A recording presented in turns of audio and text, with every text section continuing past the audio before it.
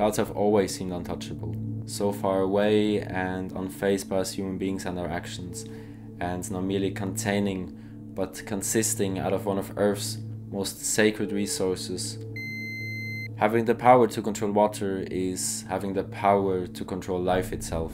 Cloud seeding provides us humans with the means to modify our clouds and control precipitation amounts and location.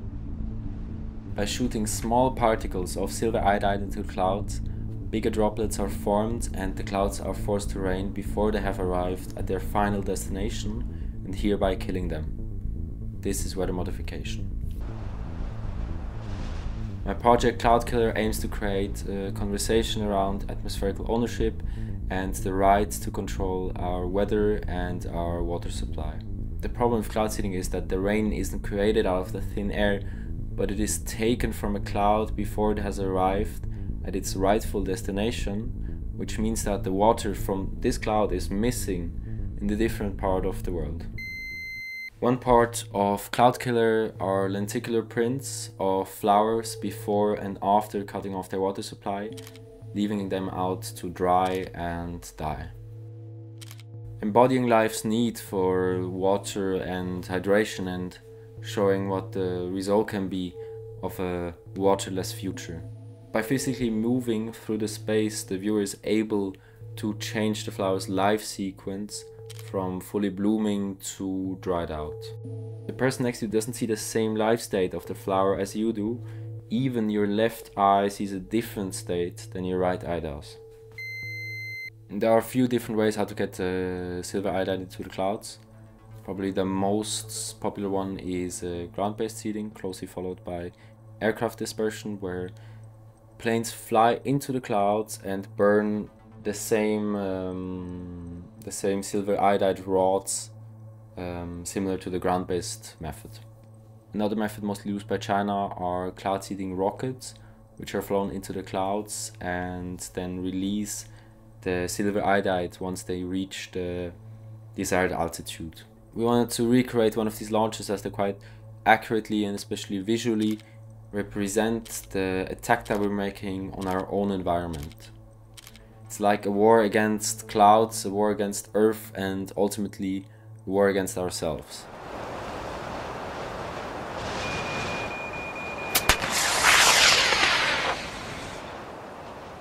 We have launched these rockets, which I called Silver Injector, in the Swiss mountains, into clouds which formed over Italy, with water from all around the planet.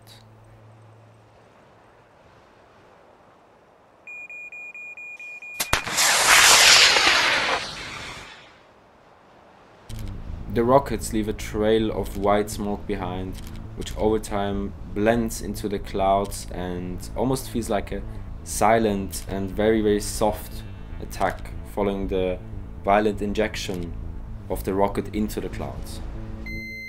Another part of the project is Rainmaker Cloud Seeder People Feeder, a visual representation of ground-based cloud seeding and showing the beauty in merging human-made chemical clouds with real natural clouds. A so often perceived phenomenon of beauty and destruction, it underscores the complexity and multi-faced nature of our human experience,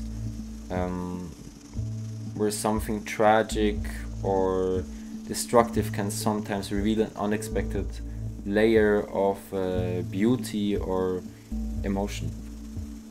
The installation took place at above 2,200 meters in the Swiss mountains, and used was a non-toxic smoke mixture in the form of a cloud seeding flare. Eradicated Sky shows cloudless skies captured over more than 2 years, and it shows a future where countries without the money and resources to cloud seed are deprived of their own clouds, their own water, and their rightful elements. We've seen similar things happening with other resources such as lithium, gold and oil, where first world countries take from countries already fighting with resource problems. If no regulation will take place, there is a possibility for cloudless skies being the norm for such countries. And cloud seeding is not inherently bad, but if it leads to more injustices and suffering, then it definitely needs to be addressed.